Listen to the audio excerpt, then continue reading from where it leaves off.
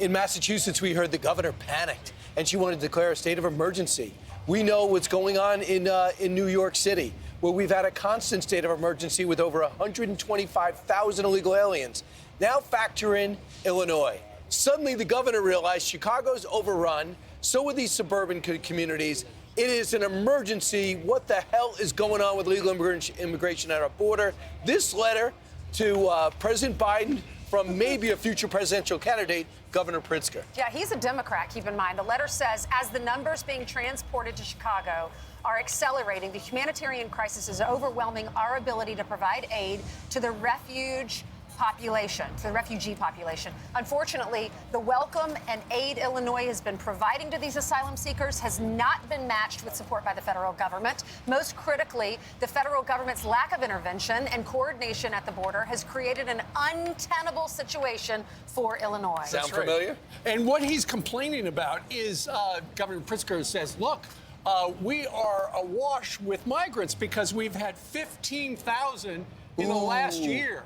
Wow. That's how many New York City gets in a month. And so Eagle Pass gets in a day. And so Governor Pritzker recommends that one person at the White House lead the border oversight. Also, he says it would be great. One person, shouldn't they? How about the Kamala Harris was supposed to do that. But they've already got one person at the White House. It's the Secretary, right, the Secretary of Homeland Security. He also suggests they waive fees for applying for temporary protective status so that it would be easier for the migrants to get jobs. And finally, and this is where, while he says it's untenable, suddenly he's on the same page of the White House. He says Congress needs to pass comprehensive immigration reform, which would be good, but it's not going to happen with this Congress. And so what they've got to do is this administration has got to figure a way to fix what's going on. So they want more voters, but they don't want to actually address the root cause, which is border security, making sure that the Border Patrol can actually do their job instead of doing processing. But Brian, it's amazing that they're so frustrated at what is happening, as you correctly noted. And one day in Texas, Kathy Hochul is saying, this is not a complicated issue, that the White House just needs to do something, and they're to blame. Let's watch. Why don't you roll up your sleeves and sit down with Democrats and get in the room and don't come out until you figure it out? It's not that complicated. I could do it in about 5 minutes. It's about finding balance and putting the resources out there for the borders, but also for states like New York that have extraordinary expenses managing the crisis that's unfolding. Has the president taken her call? The president refuses to meet with her. But anytime they try to parody and say we want to get these people jobs, that is the big magnet. Don't buy that.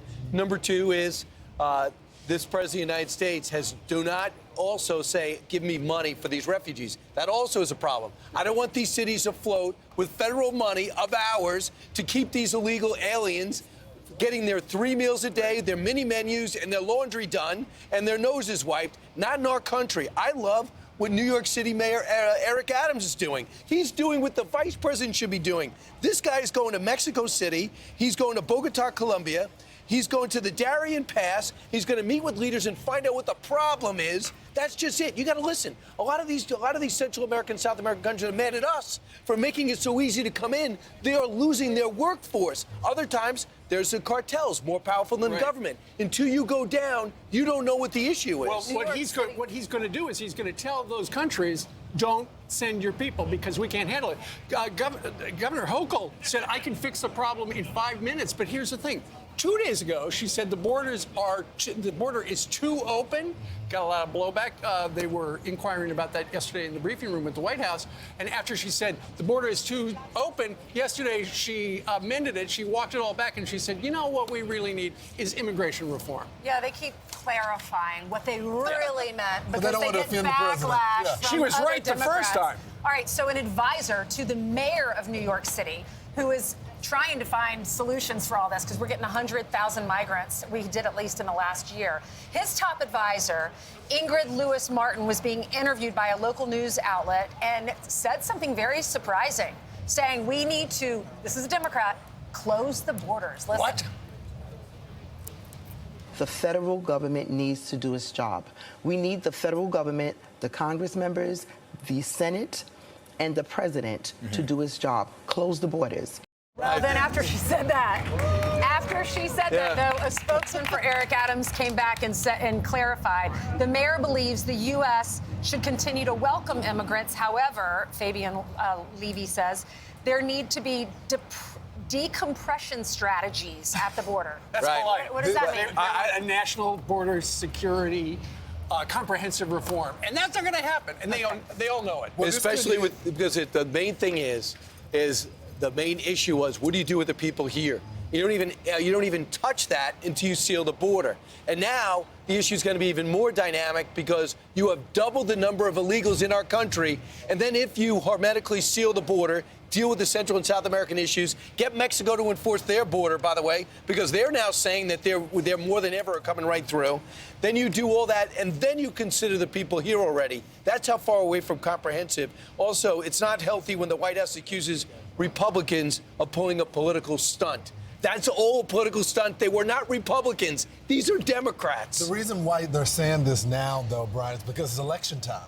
And right now, the leading front runner is Donald Trump, which this was his signature issue. When you look at the New York Times today, they're doing an expose about what Donald Trump wanted to do with the cartel and the fentanyl, that he wanted to go after the Mexican gangs and the drug lords there. Now they're here. I just think it's a big problem for the next presidential election, and it's going to only help him with independent voters. Well, nonetheless, there are a bunch of Democrats who are now drawing attention to it, saying, hey, Mr. President, do something. While in the meantime, the phone is ringing at the White House and nobody's picking it up. And they're thinking, well, we're just going to live off the Roe v. Wade.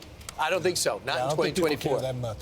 I'm Steve Ducey. I'm Brian Kilmeade. And I'm Ainsley Earhart. And click here to subscribe to the Fox News YouTube page to catch our hottest interviews and most compelling analysis.